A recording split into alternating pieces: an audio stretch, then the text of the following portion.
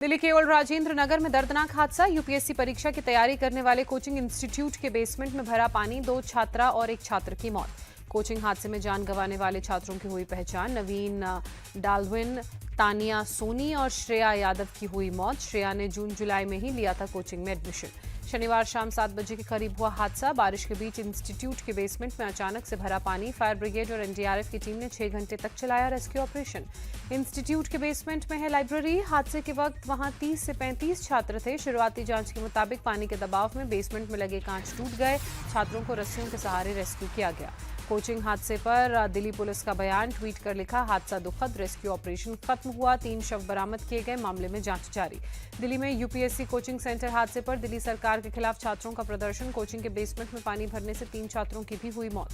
BJP ने हादसे के लिए दिल्ली सरकार की लापरवाही को जिम्मेदार बताया। जल बोर्ड मंत्री आतिशी और स्थानीय विधायक दुर्गेश पाठक से मांगा इस्तीफा। नालों की सफाई नहीं होने को बताया दुर्घटना का कारण।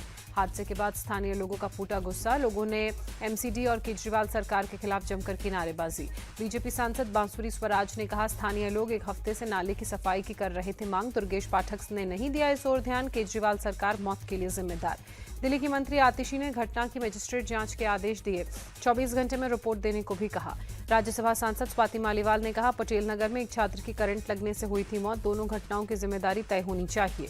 वाराणसी में अतिक्रमण हटाने के दौरान एडीएम सिटी आलोक कुमार को गुस्सा आया। होटल मालिक को अपने सिर से मारा, मुंह से निकला खून।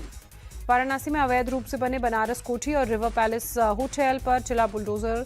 होटल मालिक के परिजन लगाते रहे गुहार, लेकिन नहीं रुकी कार्रवाई। अखिलेश यादव ने तंज कसते हुए कहा, यूपी के प्रतीक्षारत क्योटो में अधिकारियों ने शुरू किया अनोखा free style head strike Olympic game. प्रदेश सरकार कौन सा मेडल देती है, देखना बाकी है। जम्मू कश्मीर के कुपवाड़ा में एक आतंकी ढेर। भारतीय सेना ने घुसपैठ की बड़ी कोशिश को किया नाकाम। इलाके में सर्च ऑपरेशन अभी भी जारी। जम्मू कश्मीर के रियासी में सुरक्षा बलों ने सर्च ऑपरेशन चलाया, इलाके की घेराबंदी की। जम्मू में बढ़ते आतंकवाद को रोकने की कोशिश। उड़ीसा से बीएसएफ के 2 बटालियन को जम्मू किया जाएगा शिफ्ट, सूत्रों से खबर। सीआरपीएफ के डीजी अनीश दयाल का बयान, जम्मू कश्मीर के कई इलाकों में सीआरपीएफ के यंग जवानों को तैनात किया जाएगा।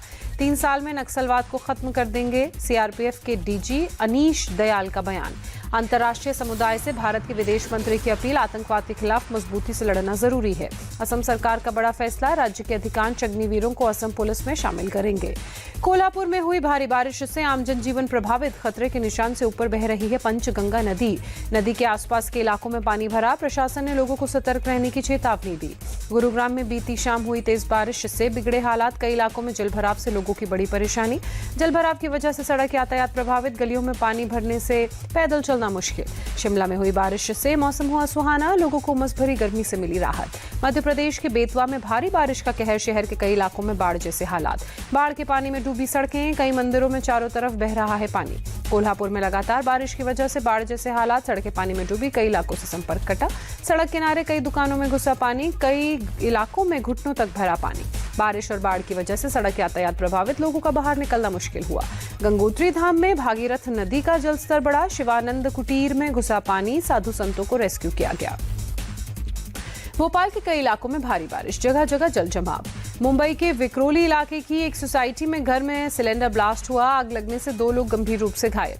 घायलों को इलाज के लिए अस्पताल में भर्ती कराया गया। आग से घर में रखा सामान जलकर खाक हुआ।